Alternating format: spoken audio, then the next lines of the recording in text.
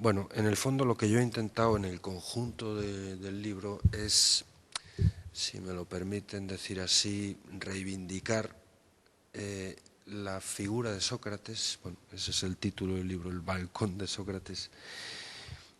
Tiene un subtítulo que se llama Una propuesta frente al nihilismo. Me parece que es muy interesante, especialmente en nuestro momento, mostrar la doble faceta que tiene Sócrates como filósofo y como maestro. Realmente es quizá la figura más prototípica, o por lo menos la figura que ha iniciado en el contexto de la cultura occidental. Todavía tenemos la referencia de Sócrates como el primer maestro de Europa, ¿no? Y por otro lado, también el primer filósofo. En sentido estricto, no. Cualquiera que se haya asomado pues, a la historia de la filosofía sabe que hay algunos filósofos presocráticos, pero igualmente se da cuenta de que en serio, la filosofía comienza con Sócrates, ¿no? Me parece que es muy interesante y es lo que he intentado yo reflexionar un poco en este trabajo, ¿no? Esa doble dimensión pues de Sócrates, porque muestra muy bien la vinculación de lo que significa la filosofía y lo que significa la pedagogía, al menos originariamente, ¿no? Es decir, el interés por conocer la verdad, que es el que realmente justifica la filosofía, o bueno, por lo menos tópicamente se ha dicho, y es lo que significa esa palabra en griego, ¿no? Que es el amor a la verdad, ¿no? O la búsqueda del conocimiento verdadero. Ese interés por conocer la verdad naturalmente se prolonga o se desarrolla en el interés por darla a conocer, que es el que justifica precisamente la tarea del maestro, ¿no? Los maestros son personas que fundamentalmente lo que... Bueno, quizá esto puede ser demasiado pretencioso decirlo hoy, pero bueno, tópicamente se ha pensado que bueno, son personas que se dedican a su tarea en la mayor parte de los casos, no precisamente por dinero, sino fundamentalmente porque lo que les gusta y les atrae es enseñar lo que saben. Bueno, en cierto modo, y esto quizá es lo que pueda justificar el subtítulo, una propuesta frente al nihilismo, yo trato de salir al paso de un planteamiento que en el mundo de la pedagogía ya se ha extendido desde hace aproximadamente unos 50 o 60 años, mucho, al menos en Europa y también y muy particularmente en España, que es la idea de que la educación en el fondo es una tarea técnica en la cual se trata pues de transmitir por parte de la, digamos, de la generación adulta a la generación más nueva, más reciente, pues los modos, digamos, de pensar y de vivir, pues que están de hecho vigentes, que la mayor parte de la gente considera en un contexto pues como los más adecuados, los más correctos, digámoslo así, ¿no? Y que en el fondo eso es una cuestión básicamente técnica, o sea, es dominar unas didácticas, dominar hoy en día, pues sobre todo unos medios técnicos, ¿verdad? Pues que facilitan la tarea de los maestros, incluso en algún momento pueden llegar a suplantarla casi del todo, o sea, ya casi desde una terminal de ordenador en tu casa, pues puedes, no sé, pues puedes seguir un curso online, ¿verdad? Cosa que sin duda es así en muchos casos, ¿no? Pero creo que la figura del maestro como una cierta persona encargada de iniciar a otras en humanidad, estoy hablando sobre todo del ejercicio del magisterio pues en las etapas, digamos, preuniversitarias, lógicamente. Pues esto es una figura que, al menos tal como se ve en las leyes educativas, la mayor parte de los sistemas educativos europeos y también el nuestro, pues va quedando cada vez más marginada. Bueno, por un lado trato de entrar a ese asunto y por otro lado trato de mostrar, precisamente sirviéndome de la figura de Sócrates, que, que la actitud del relativismo o del escepticismo, que hoy en día culturalmente está muy vigente, por lo menos en muchos ámbitos, a mí me parece que es incompatible con la educación, en general con el pensar, porque pensar significa asumir un compromiso con la verdad de lo que uno piensa. Y incluso expresar lo que uno piensa, hablar, pues también en cierto modo es expresarlo como una pretensión de verdad, una pretensión que puede cumplirse o puede no cumplirse, pero desde luego en todo el que piensa o habla, pues mire usted, está, oye usted, la pretensión de decir algo que él entiende que es verdad. Luego vaya usted a saber si lo es, ¿no? Pero desde luego es imposible pensar, sin pensar lo que uno piensa, como, oye usted, como verdadero, ¿no? Esto, que yo creo que en general es válido para la vida intelectual, de una forma muy particular yo creo que es decisivo para la tarea del maestro. Es imposible transmitir educativamente algo si no es desde la convicción, evidentemente no escéptica ni relativista, de que eso merece ser transmitido. Y básicamente porque es mejor que su contrario, o es preferible a su opuesto, ¿no? Si uno no tiene una cierta idea de que hay algunas formas esencialmente preferibles a sus contrarias de ejercer como ser humano, pues no se entiende muy bien en qué puede consistir la tarea de educar o de...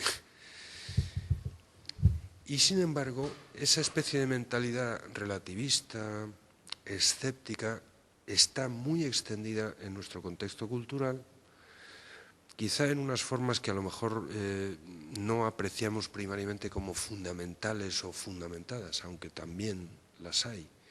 Quizá en la mayor parte de los casos son actitudes de hecho que tiene mucha gente, quizá que tenemos nosotros, pues de no pensar demasiado, de no comernos el coco, ¿verdad?, pues excesivamente con cuestiones a lo mejor de cierta complejidad, y mientras uno tenga resueltos los embarazos empíricos, digamos, fundamentales de la vida, pues no sé, uno tenga trabajo, uno tenga su nómina a fin de mes, sus vacaciones a uno no se las toquen y todas estas cosas, pues es verdad que mucha gente, a lo mejor a nosotros nos pasa también, pues,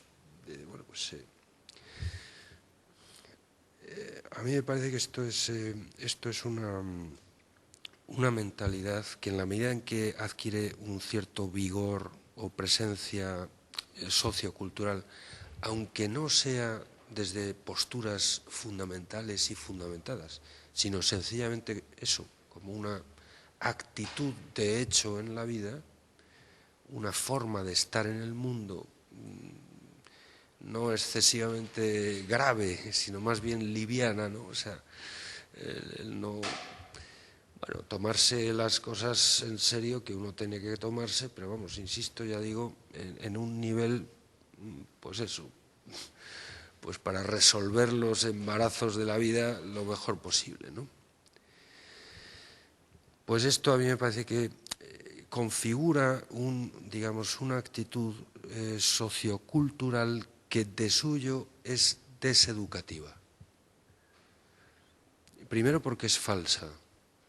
Creo que ningún ser humano es capaz solamente de vivir o de mantenerse, bueno, quizá puede malvivir, ¿no? Pero si una persona no es capaz de hacerse ciertas preguntas de una cierta envergadura humana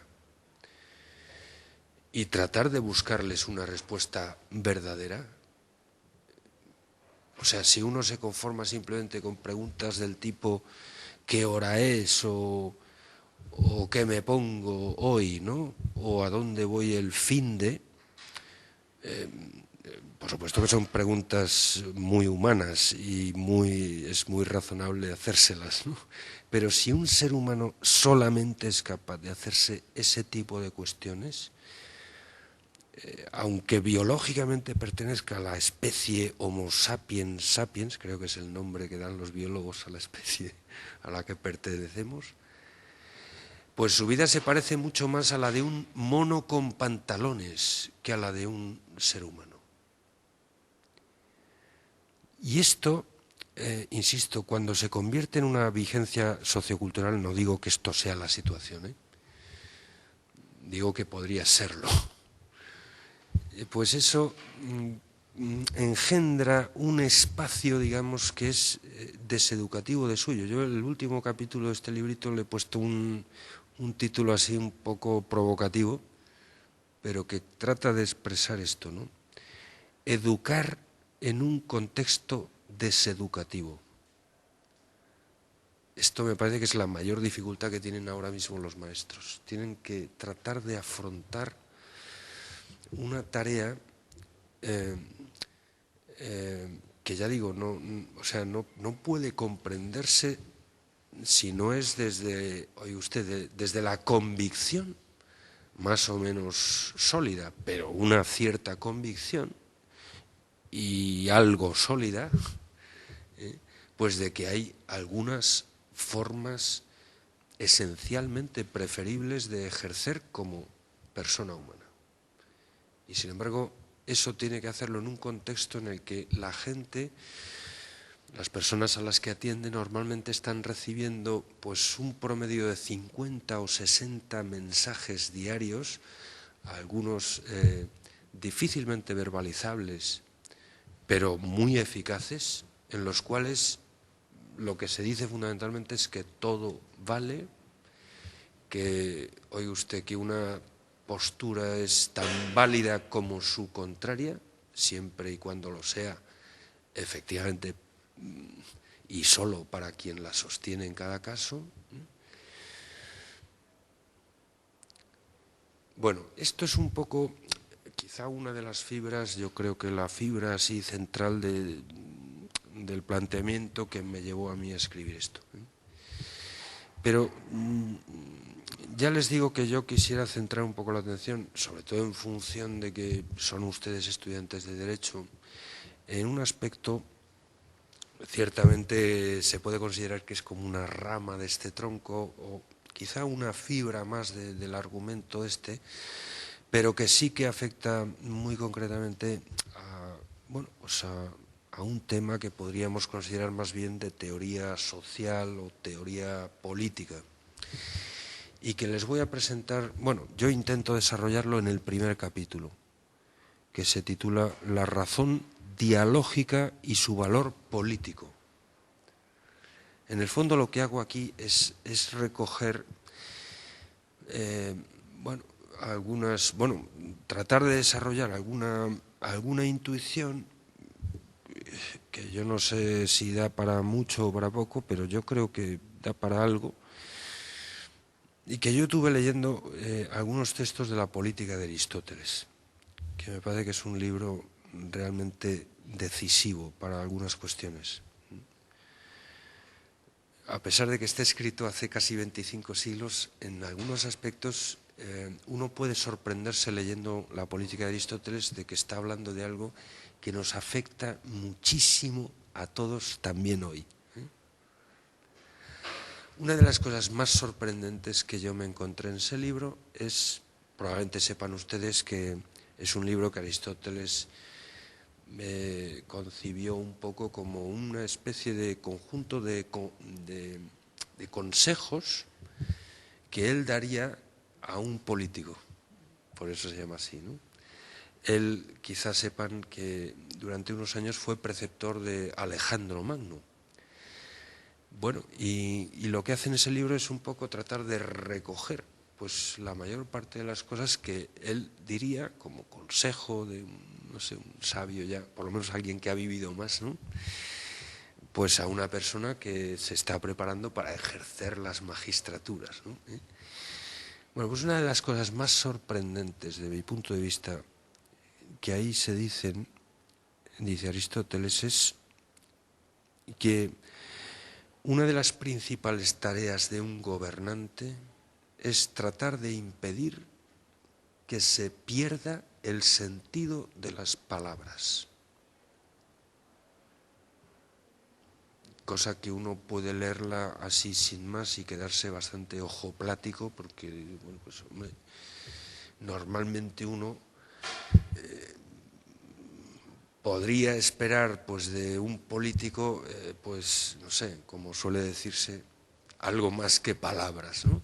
O preocupación por algunas cuestiones realmente decisivas que no son simplemente las palabras.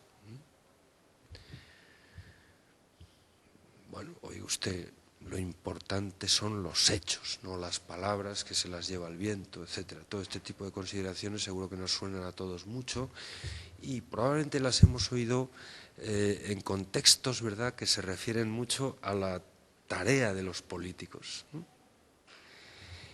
Me llamó, al menos al principio, muy poderosamente la atención que Aristóteles, que desde luego es una persona con un sentido práctico asombroso, diga esto.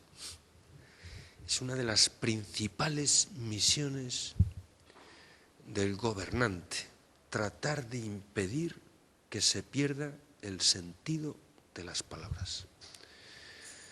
La razón, si uno la ve un poco en su contexto y la ve desarrollada por el propio Aristóteles, que lo hace en ese libro, yo creo que se entiende muy bien, ¿no? Aunque no sea, ya digo, si uno lo lee así sin más, sin anestesia, pues uno se puede quedar un poco asombrado, pero en el contexto y sobre todo con la explicación que él da, creo que tiene mucho sentido.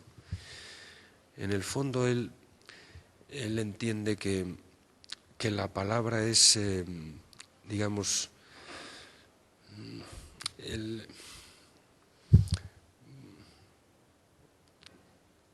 el ser humano es homo loquens, como decían los latinos, un ser que habla, un animal parlante, podríamos decir, en una forma muy similar, casi sinónima, al sentido en el que también dice Aristóteles en ese libro, que el hombre es un animal político, es decir, esencialmente conviviente. Zoon politikon, dice él en griego, ¿no? Animal político. Quizá la traducción más cercana al castellano sea un animal de ciudad, urbanita, o sea, alguien que no puede vivir solo.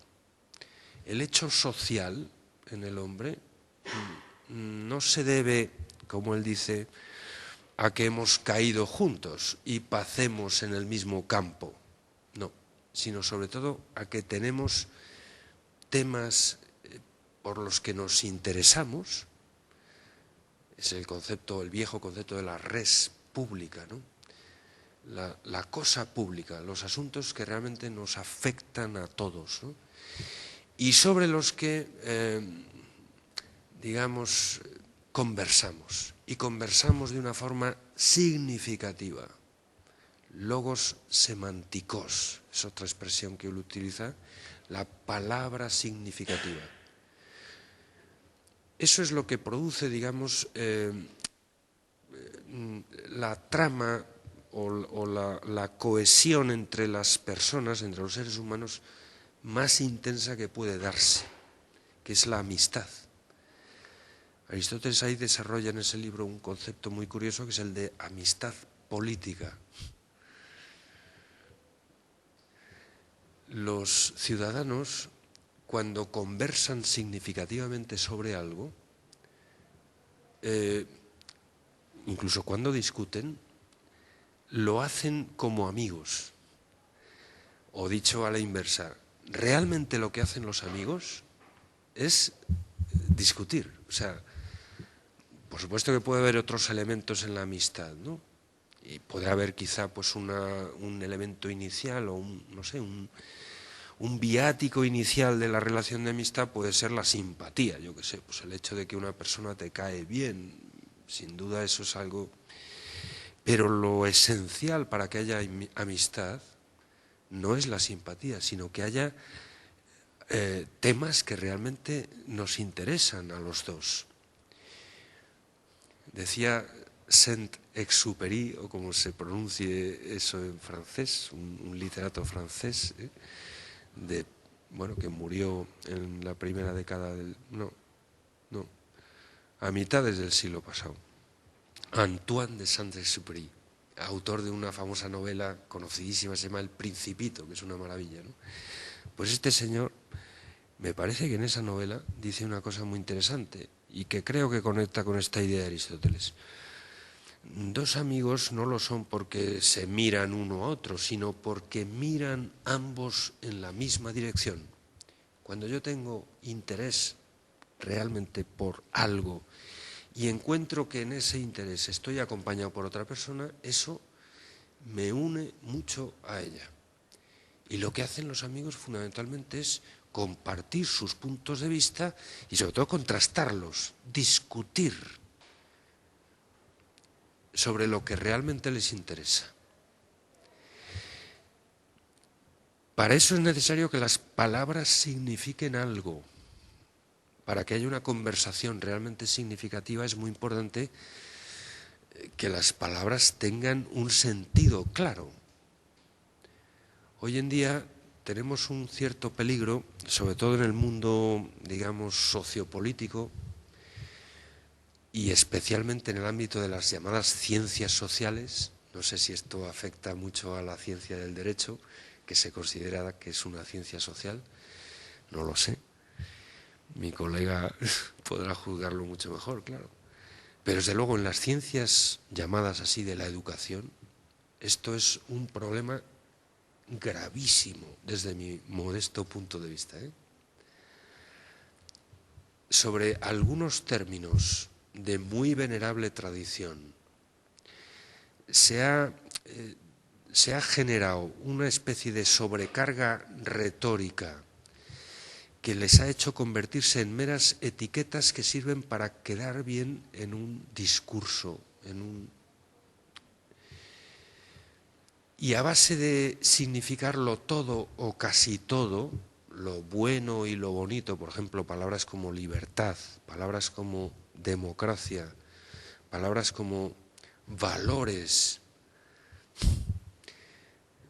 Todo el mundo es partidario de los valores, ¿no? A ver quién no va a ser partidario de los valores. Desde luego en el mundo de la pedagogía, todo esto de educar en valores, pues es una cosa que ahora mismo queda muy bien. No sé, que un ministro de Educación haga un discurso y se manifieste partidario de los valores, claro que sí, ¿no?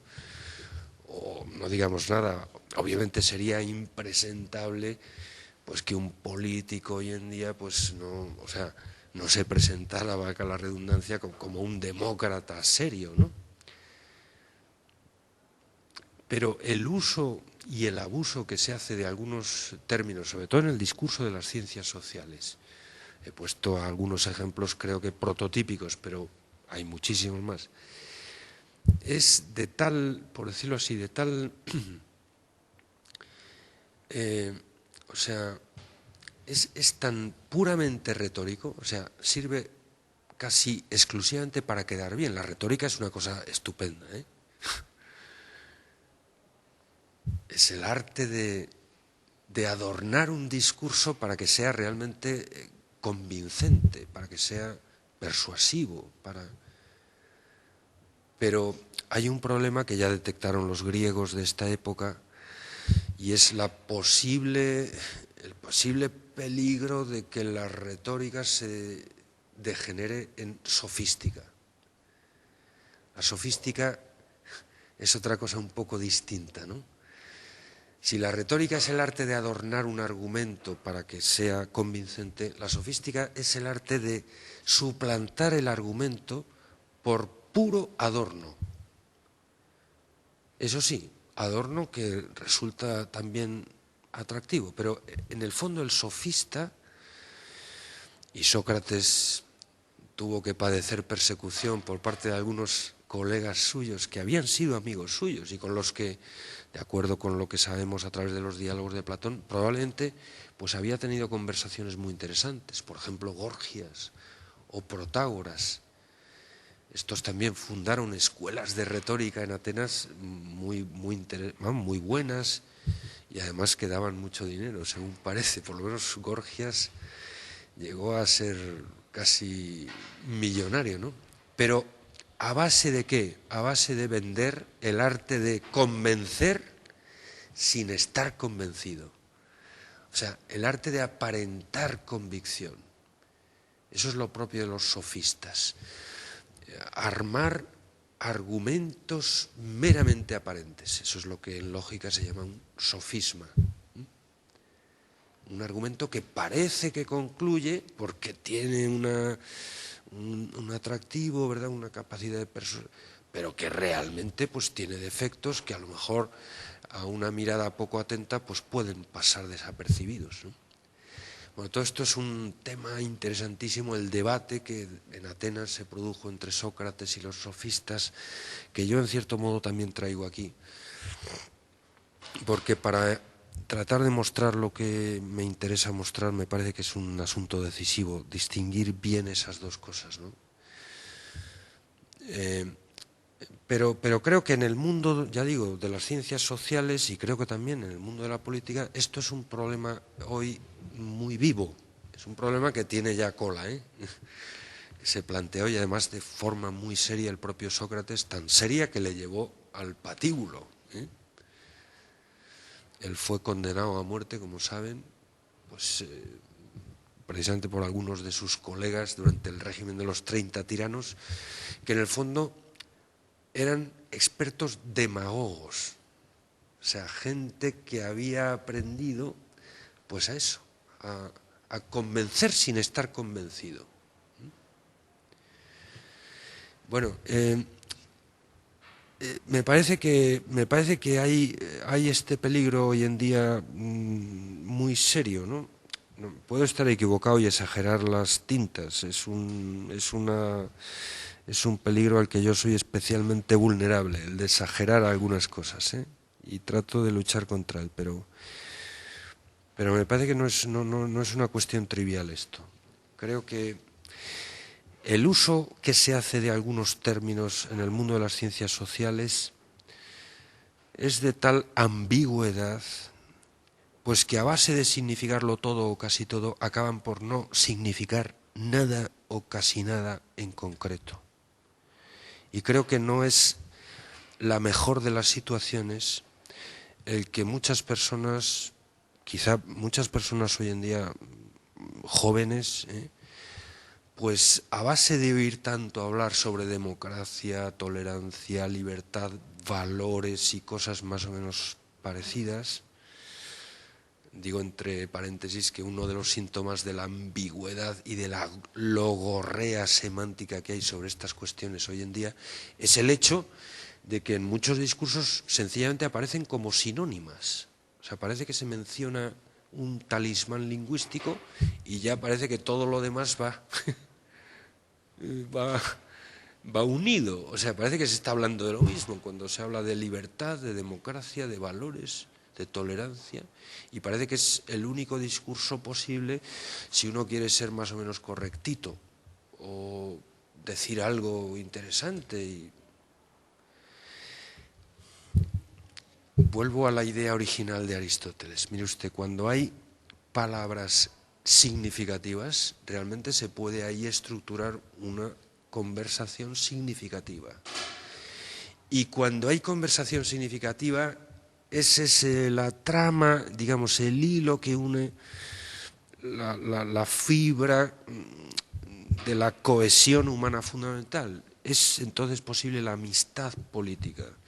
Y cuando las personas son amigas, tienden a tratarse con justicia. Las personas que son amigos entre ellos no se tratan injustamente. Y cuando hay justicia, entonces hay paz civil. Y ahí ya sí que se ve muy claramente el interés que puede tener un político en este asunto, ¿no? Pero esa conexión, digamos, lógica que hace Aristóteles en ese libro entre la paz civil, que claramente ahí se ve pues que es algo muy propio, o sea, es una competencia realmente muy sustantiva de la tarea política. El procurar la paz civil es quizá el bien común de mayor envergadura, ¿no? Pues la conexión que hay entre eso y el lenguaje, las palabras, el logos semánticos, la palabra significativa, es muy interesante. Fíjense, por ejemplo, lo que pasa hoy en día con el concepto de democracia.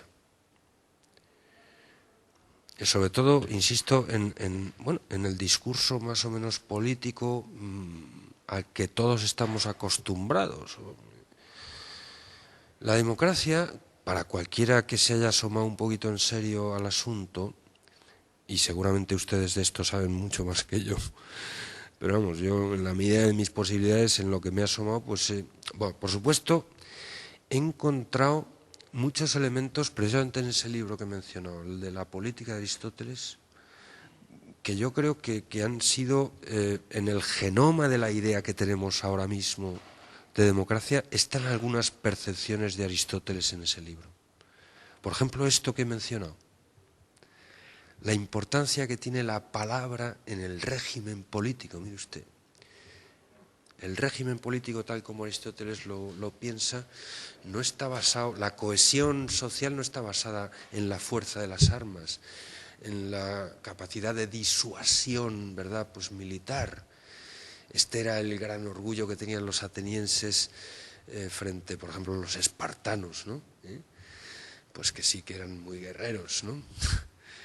No, el régimen ateniense estaba basado fundamentalmente en, oiga usted, en la palabra.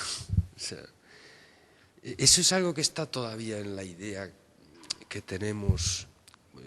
Un régimen democrático es un régimen que está basado en la palabra, lógicamente bien articulada y también retóricamente bien presentada. O sea, la palabra convincente, pero que usted en primer lugar convence a quien la dice, claro. El templo de un sistema democrático es un lugar donde se habla, es un parlamento, es un sitio donde se aducen argumentos muchas veces contrarios sobre un mismo asunto que nos interesa a todos y se contrastan y se trata de medir su peso, su valor de verdad. Oiga usted. Quizá en muchos parlamentos democráticos esto parezca hoy en día una utopía y a veces los debates parlamentarios, por lo menos los que salen en la televisión, pues más que debates serios pueden parecer en algunas ocasiones pues una pelea de gallos en la que más que argumentos lo que se exhiben son etiquetas, ¿no? Y hoy en día parece que la etiqueta de progresista es la más eficaz. Quizá en su momento fue la contraria, pero hoy en día, desde luego, el que se hace eficazmente con esa etiquetita ya puede ahorrarse casi todos los argumentos. Mire usted, si yo soy capaz de presentar lo que propongo como progresista, entonces... Bueno, eso está muy bien, pero es importante, vamos, diría yo modestamente, a quienes se ponen esa etiqueta, sería interesante que usted hiciera un esfuerzo intelectual por mostrar, en primer lugar, por qué lo que usted propone efectivamente es un progreso y, sobre todo, en relación a qué eso que usted propone efectivamente supone un paso más allá, un plus ultra, una ganancia. Mientras una persona se ponga la etiqueta de progresista y no dé razón suficiente de estas dos cosas, está haciendo un uso meramente demagógico de esa expresión, que hoy en día me parece muy habitual. La democracia es una cosa que en muy buena medida ha sido pensada por algunos griegos, sobre todo por Aristóteles, creo yo, pero tal como la entendemos hoy en día, sobre todo ha sido pensada por algunos pensadores liberales del siglo XVIII. Bueno, pues ahí está Rousseau, Locke, Hobbes, Montesquieu, ¿verdad? Pues todos estos autores que probablemente ustedes hayan conocido más que yo, ¿no? Pero en estos autores la democracia ha sido pensada fundamentalmente como una herramienta para desalojar pacíficamente al mal gobernante. Para eso ha sido inventada la democracia moderna, o sea, la democracia liberal que han pensado estos, bueno, en el fondo los grandes referentes del liberalismo político de hace 2 siglos, ¿no? Fíjense ustedes que si la democracia sirve realmente para eso, presta un servicio absolutamente decisivo. O sea, si realmente es una herramienta eficaz para lograr eso, a saber, desalojar pacíficamente al mal gobernante, y consta que quizá en algunas ocasiones eso lo ha conseguido, pues eso es un servicio impagable a la polis, a la ciudad, ¿no? Tantas veces para lograr eso, pues a lo mejor han sido necesarias guerras, revoluciones terribles, derramamiento de sangre. Oiga usted, tenemos un sistema que garantiza, bueno, quizá no del todo, pero bueno, da unas ciertas garantías de que eso pueda conseguirse. Pues no es ninguna tontería eso. Pero es muy importante, me parece a mí entender, que la democracia ha sido inventada para eso. Y una herramienta es eficaz cuando se usa para lo que ha sido diseñada, no cuando se la usa de cualquier manera para cualquier, digamos, función. Si la usas para todo, pues acaba mellándose y por tanto ni siquiera sirviendo para aquello, para lo que fue pensada. Esto es lo que le ocurre a cualquier buen instrumento. Ningún instrumento tiene una función universal, tiene la que tiene, aquella para la que... Y puede servir eficazmente si se la emplea para eso. Pero si a la democracia se le pide, por ejemplo, fundamentar la ética, cosa que algunos ingenuos ahora mismo en la teoría política le piden a la democracia, o fundamentar la ciencia. Esto quizá es un poquito más curioso, ¿no? Pero hay gente para todo. Y hay gente ingenua que, por ejemplo, pues, no sé, o la educación. En el mundo educativo, pues esto ya desde hace tiempo está muy presente. Me parece que no es ninguna tontería. La idea de que la educación también tiene una función cívica, pues se habla mucho y creo que con mucho sentido de educación cívica. La educación tiene que ser también una herramienta que sirva pues para transmitir a las nuevas generaciones pues ciertos hábitos, ciertos valores, como se quiera llamar, o ciertas actitudes que socialmente consideramos que son sanas, que son adecuadas y sin duda ninguna. Eso es así, pero hay gente que ha pensado que la mejor manera de conseguir eso que llaman educación para la democracia, que es quizá lo que entienden como educación cívica, pues es democratizar absolutamente todo en el mundo educativo.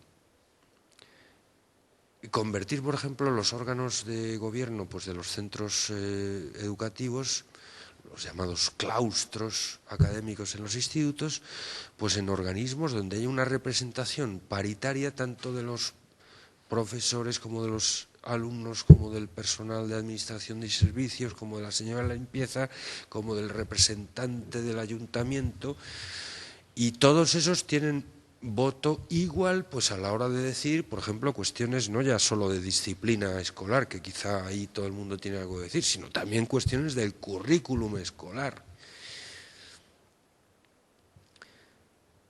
Pues mire usted, bueno, esto es muy discutible y sin duda discutido. Yo esto lo discuto con colegas. Yo he trabajado 6 años en 2 institutos de bachillerato de Madrid y bueno, y sé un poco lo que significan, digamos, desde el punto de vista organizativo y sobre todo de la eficacia de la organización de un centro escolar, pues ese tipo de organismos de gobierno. Y les hablo sinceramente de esa experiencia. Eso no quiere decir que haya otras experiencias mucho mejores que las que yo he tenido o he visto, ¿no? Probablemente las haya. Pero vamos, lo que digo es que a priori pretender que la democracia pues es la metodología única o, oiga usted, incluso la panacea para resolver todos los problemas y todos los conflictos humanos, pues esto creo que no es pensable sin una dosis muy importante de, o sea, pues de ingenuidad, con perdón. Puedo estar muy equivocado, pero es lo que digo, es lo que pienso y se lo digo a ustedes con toda honradez, vamos, creo. Bueno, esto da para lo que se quiera, ¿no? Pero me parece que es una idea muy interesante esta que tiene Aristóteles.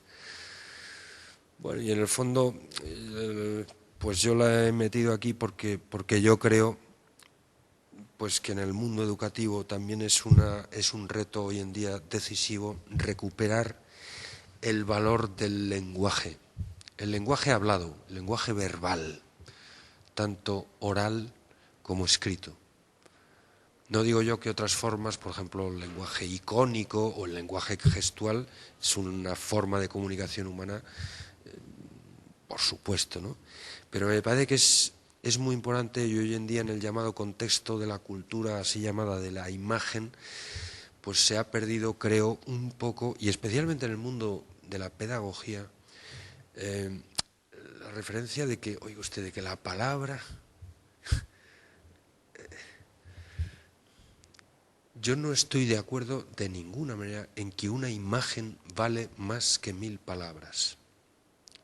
Eso es una idea muy intuitiva y todos la hemos oído centenares de veces, ¿eh? Pero yo modestamente discrepo. Para un gato sí que puede valer mucho más una imagen que una palabra, pero para un ser humano, para un animal racional, no. Bueno, eso es otro de los hilos de la conversación que yo mantengo aquí, pero en el fondo reivindico también la figura de Sócrates como una persona que enseñaba sobre todo conversando con sus amigos. Esa era su herramienta didáctica, lo que sabemos a través de los diálogos de Platón, que en el fondo hace la crónica de las conversaciones que tenía su maestro Sócrates con sus amigos. Esa es la forma prototípica del magisterio que tenemos en Europa todavía. Aunque hoy en día, ya digo, por otros motivos está un poco en franca decadencia. Bueno, esto es un poco lo que yo les propondría. Si quieren ustedes, a lo mejor, si hay tiempo o margen, que lo discutamos o que complemente alguna cosa de estas. Pero vamos, pienso que con esto que les digo, a lo mejor, si es el caso, les puede ayudar un poquito a leer el libro si les apetece.